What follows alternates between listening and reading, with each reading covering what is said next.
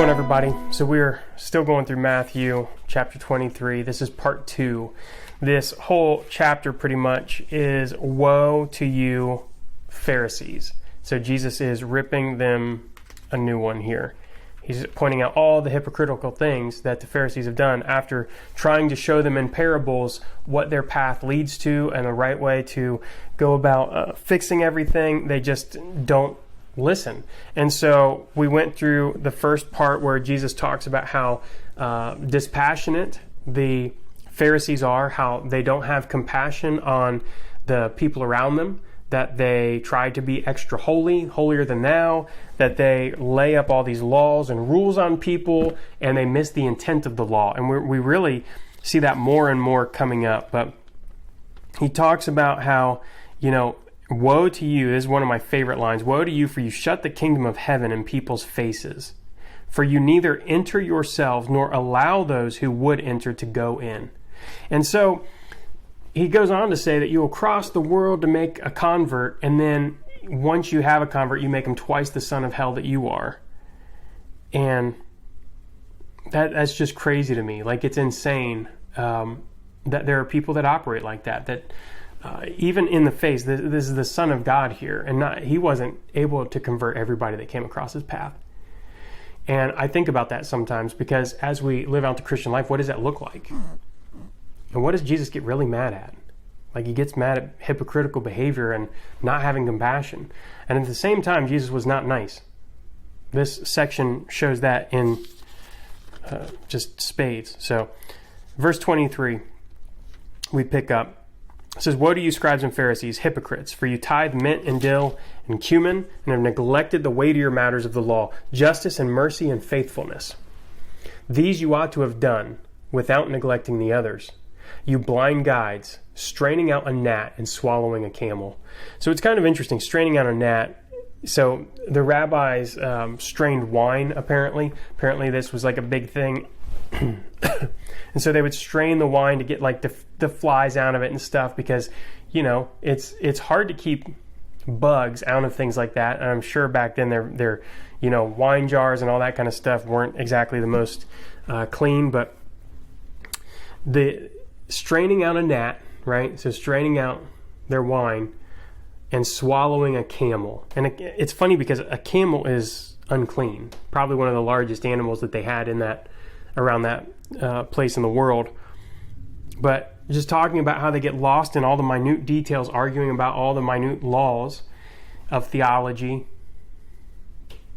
And I've been on some Facebook forums, and every once in a while somebody puts up a meme or something that says, stop talking about post, pre, and amillennialism and go tell somebody about Jesus. Right? Like, we today do the same thing all the time, especially if you're trying to study theology. You can get tied up in it. And I'm guilty of it just like everybody else, but we look at all the details and we miss the intent.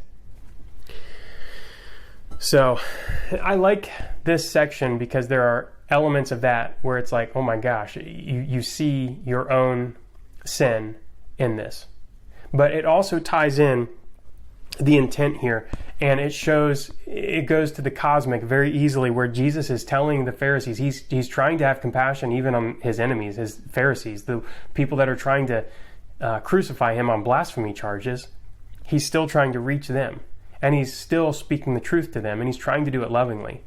And I think that if you deny that this is Jesus being loving, then you have a problem. Like, you have a problem if you think that Jesus is all loving and Jesus is such a nice guy and all this. He's not that nice. He's compassionate. He's loving. Nice?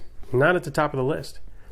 Woe to you, scribes and Pharisees, hypocrites, for you clean the outside of the cup and the plate, but inside they are full of greed and self-indulgence. You blind Pharisee, first clean the inside of the cup and the plate, that the outside may be clean. Woe to you, scribes and Pharisees, hypocrites, for you are like whitewashed tombs, which outwardly appear beautiful, but within are full of dead people's bones and all uncleanness. And so you also outwardly appear righteous to others, but within you are full of hypocrisy and lawlessness. So again, it's like these shell people that they care about appearances, but not what's on the inside. They're whitewashed tombs, beautiful tombs on the outside, and on the inside, they're just dead. Woe to you, scribes and Pharisees, hypocrites, for you build the tombs of the prophets and decorate the monuments of the righteous, saying, if we had lived in the days of our fathers, we would not have taken part with them in shedding the blood of the prophets. Thus you witness against yourselves that you are sons of those who murdered the prophets. Fill up then the measure of your fathers, you serpents, you brood of vipers. How are you to escape being sentenced to hell? Therefore I send you prophets and wise men and scribes, some of whom you will kill and crucify, and some you will flog in your synagogues and persecute from town to town, so that on you may come all the righteous blood shed on the earth, from the blood of righteous Abel to the blood of Zechariah the son of Berechiah, whom you murdered between the sanctuary and the altar. Truly I say to you, all these things will come upon this generation. So he says, you hypocrites, you all talk about you wouldn't have killed the prophets if you had lived in your father's days. If you lived in Germany, you wouldn't have been a Nazi. If you lived in Russia, you wouldn't have joined the army. You wouldn't have been communist.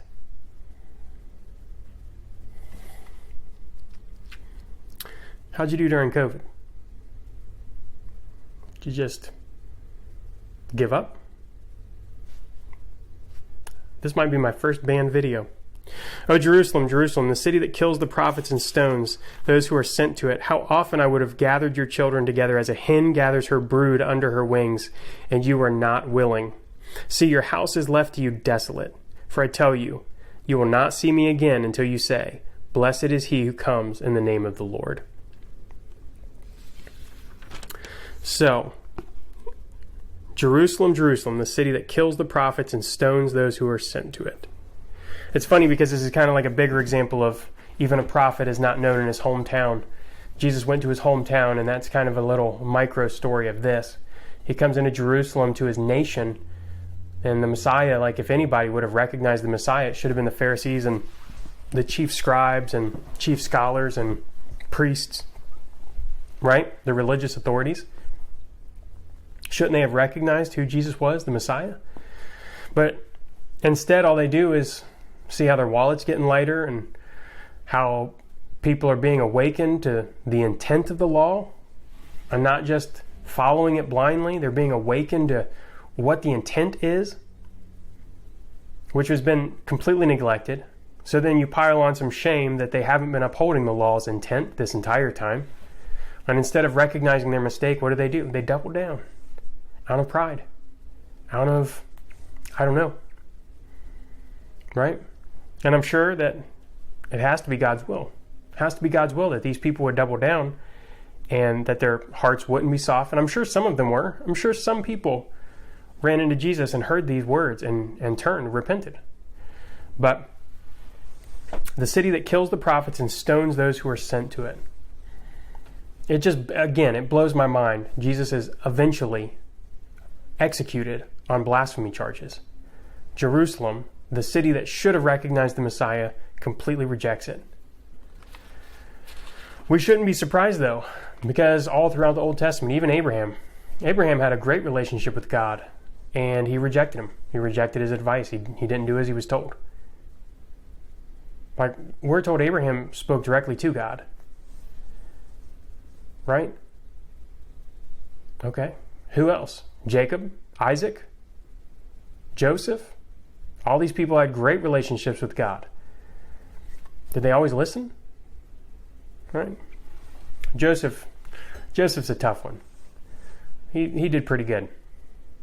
Isaac and Jacob? So I think it's interesting. We see this even in later in the tribes of Israel. Do they always listen? Nope. They get into trouble in the wilderness. The minute that they're free, they start complaining about their relationship with God and rebelling, and they keep going through this pattern over and over again of rebellion against God. That's a choice that we make. We drink from the cup of God's wrath all the time, and we reject anything that we could do to make the relationship right. We reject it. We're incapable of it. Time and time again, it's shown how incapable we are of doing what's right before God. And then even when the Messiah comes, we reject him. So I think it's a fantastic pattern here. And luckily, it is God's sovereign plan that Jesus was crucified, resurrected, and redeemed, offered a chance at redemption. So it's fantastic that, he goes in here, he's pointing all this out to the Pharisees. I think they're pretty stoked by all this. After that, I'm sure that they really, just about to drop all the charges and not try to crucify him anymore, since he tore him a new one like he did. So that's chapter 23. Next up, we have Jesus foretelling the destruction of the temple, signs of the end of the age, the abomination of desolation, all kinds of interesting stuff. Matthew 24 is the Olivet Discourse. And so that is a really weird end times. How do you justify the end times? How do you look at the end times? All that kind of stuff. It's very interesting. So we're going to jump into that next. I am not an expert on it, and like I'm an expert on any of this. But, hopefully reading through it together, we can have some fun. We can learn some stuff, and God will show us what he needs to show us. So thanks for taking the time to watch this today. Like and subscribe to catch all the videos as they come out. I still love doing this. Every video I make is just... it just brings me joy. So I hope it's bringing somebody out there a blessing. And study the Bible with other people. Go to a church group, get involved. If your church doesn't have a group and you are looking up theology videos and how to dig deeper into the Bible, you are probably decently qualified to run a Bible study. So talk to your pastor about it if your group doesn't have one. I would encourage you. I'm an idiot. I'm doing this. All right. So there's that encouragement for you. Like and subscribe, and I will catch you in the next video. All right. Peace.